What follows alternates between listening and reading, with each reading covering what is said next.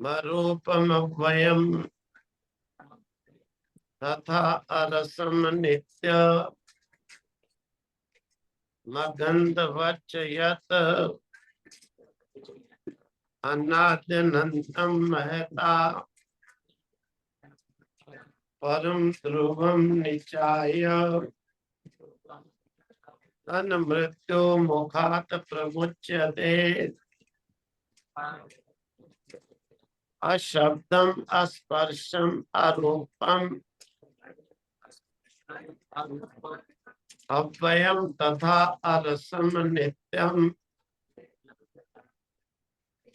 अगंधवत च यत् अनादि अनंतम महता परम ध्रुवम निचाय तत् मृत्यु सुखात् मुच्यते। नचिकेतामुपाख्यानम् मृत्यु प्रोक्तम सनातनम् उक्त्वा श्रुत्वा च मेधावी ब्रह्मलोके महीयते। नचिकेतम् उपाख्यानम् मृत्यु प्रोक्तम सनातनम् उक्त्वा श्रुत्वा च मेधावी ब्रह्मलोके महीयते। या इमं परमं गुह्यं श्राव्येत ब्रह्म संसदि अयतः श्राद्ध काले वा तदानन्त्याय कल्पते। तदानन्त्याय कल्पता इति। कहते हैं अशब्दम स्पर्शम आरोपम। अशब्दम शब्द गुण से रहित, शब्द गुण से रहित। स्पर्शम स्पर्श से रहित। आरोपम रूप से रहित। अव्ययम अविनाशी अविकारी। तथा अरसम रस से रहित, स्वाद से रहित। चायत अनादि, और जो अनादि है, जिसका आदि कोई नहीं है। अनंत, जो अनंत है, जिसका कभी अंत भी नहीं है। आदि भी नहीं है, अंत भी नहीं है। रहता परम ध्रुवम। महत है, कार्य प्रकृति से परम यानी आगे है, सूक्ष्म है। ध्रुवम स्थिरा कूटस्थ। ध्रुव है यानी स्थिर है, कूटस्थ है, ढेर के भांति अचलायमान है।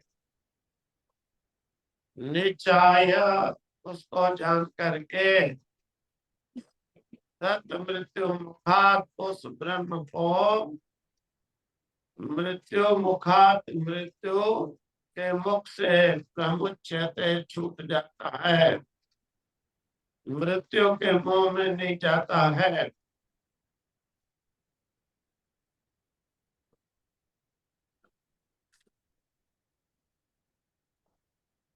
जिस पद के लिए वर्णन किया जा रहा है, वहां पर ना तो शब्द है, न स्पर्श है, न रूप है, न रस है, न गंध है। यहाँ पर शब्द नहीं, रूप नहीं, रस नहीं, गंध नहीं, वहां पर इंद्रियों का व्यवहार नहीं है, तो वहां पर उत्पत्ति और विनाश भी नहीं। क्योंकि उत्पत्ति विनाश जहाँ पर होते हैं वहां पर इंद्रियों का व्यवहार होता है। वह नित्य है, सदा के लिए है,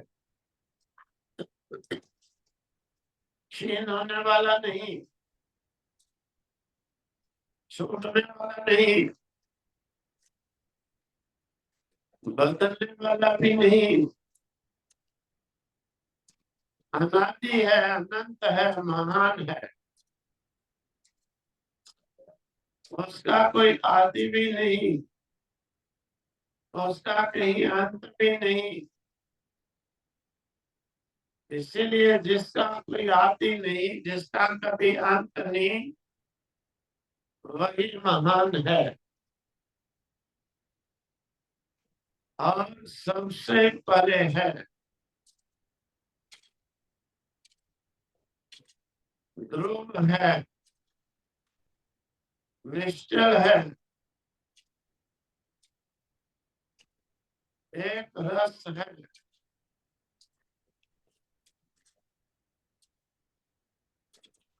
जब इस प्रकार से उस अनादि अनंत महान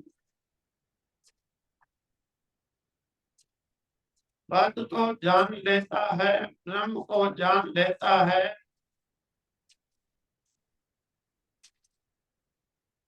निश्चित रूप से जान लेता है कि यही वो है, तत्त्वम् असि,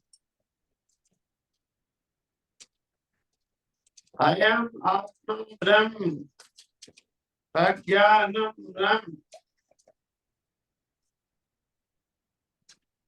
तब मृत्यु के मुख से छूट जाता है, मृत्यु का भय चला जाता है।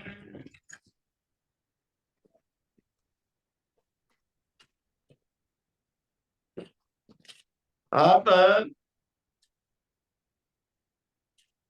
नचिकेतम् उपाख्यानम् मृत्यु प्रोक्तम् सनातनम् उक्त्वा श्रुत्वा च मेधावी ब्रह्मलोके महीयते।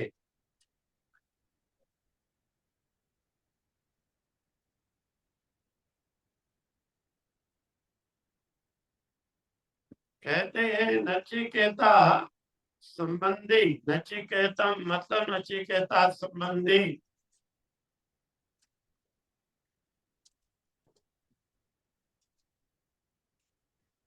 उपाख्यानम, ये जो उपाख्यान है, ये जो ब्रह्म के स्वरूप का वर्णन है,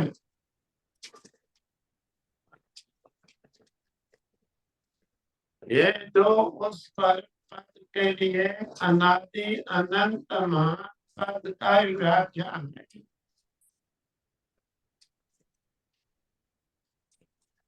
मृत्यु प्रोक्तम, यमाचार्य के द्वारा, मृत्यु के द्वारा प्रोक्त किया गया, कहा गया है। सनातन मुक्त्वा, हमेशा जो रहने वाला, सनातन सदैव रहने वाला, सनातनम उपाख्यानम नचिकेतम मृत्यु प्रोक्तम, हमेशा रहने वाले उपाख्यान को नचिकेता संबंधी मृत्यु के द्वारा कहे हुए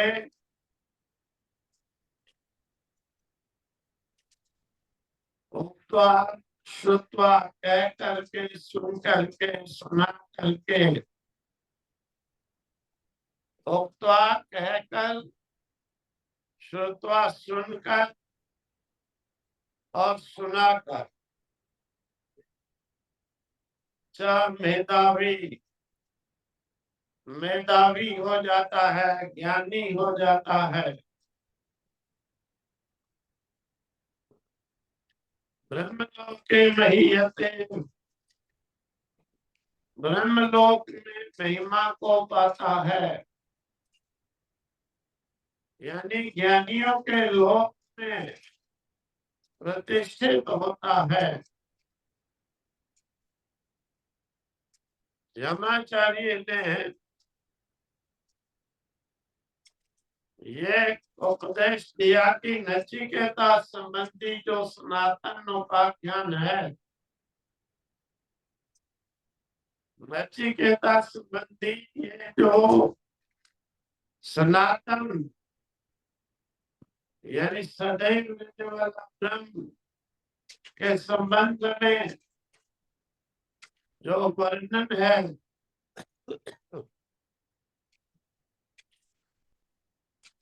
यमाचार्य ने इसे कहा नचिकेता के प्रति। इस उपाख्यान को जो सुनता है मेधावी कहलाता है, यानी ज्ञानी कहलाता है।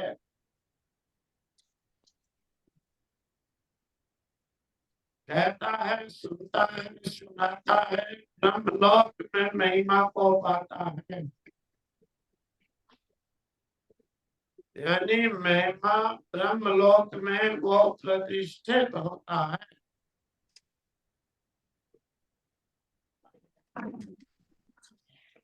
ब्रह्मलोक ज्ञानियों का लोक कहा है।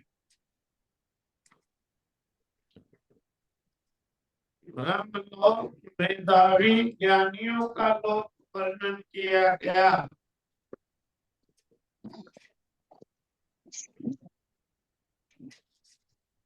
अर्थात ये कहने का अभिप्राय है, यमाचार्य का इस सनातन उपाख्यान को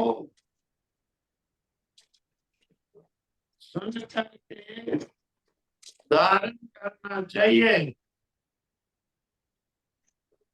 ज्ञानियों के लोक ब्रह्मलोक में प्रतिष्ठा महिमा प्राप्त होती है।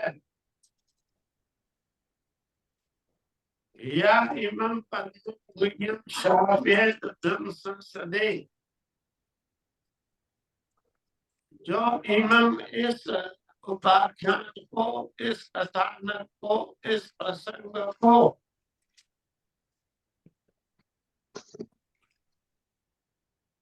परम जो कि मतलब गोपनीय, परम गोपनीयों में भी गोपनीय, अत्यंत जो गोपनीय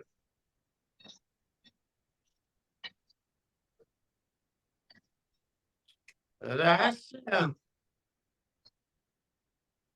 को श्राव्य तो सुनावे। कहाँ सुनावे? ब्रह्म संसदे, ब्रह्म ज्ञानियों ब्राह्मणों मेधावियों की सभा में।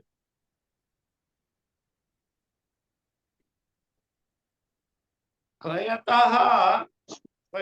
पूर्वक प्रयत्न करने वाला संयमी श्राद्ध काल में, यानी श्रद्धा पूर्वक किए कार्य के अवसर में श्रद्धा पूर्वक किए हुए, यानी जो शुभ कार्य है, यज्ञ आदि श्राद्ध भी उसमें कह दिया, श्राद्ध काल में भी या अगर शुभ कार्यों में से सुनाए अनंत्याय कल्पते, अनंत फल की प्राप्ति होती है, अनंत पद की प्राप्ति होती है। तद अनंत्याय कल्पते, तब अनंत पद या अनंत फल पाता है। अनंत पद या अनंत फल प्राप्त करता है।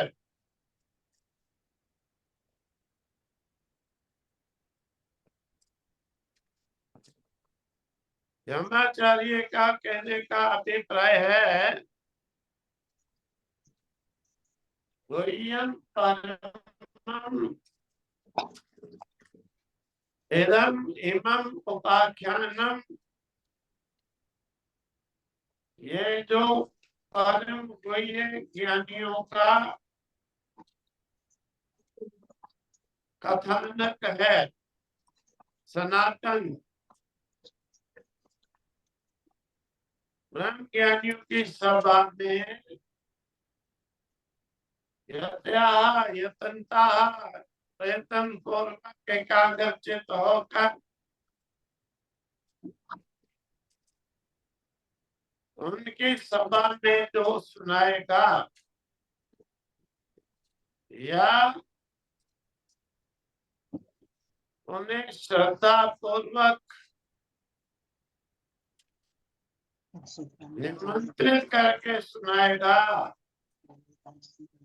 या श्रद्धा पूर्वक किए हुए श्राद्ध काले शुभ यज्ञ या आदि शुभ कर्म करते समय भी ऐसे अवसर पर इसे सुनाएगा और शुभ कार्य की अनंत फल की प्राप्ति होती है।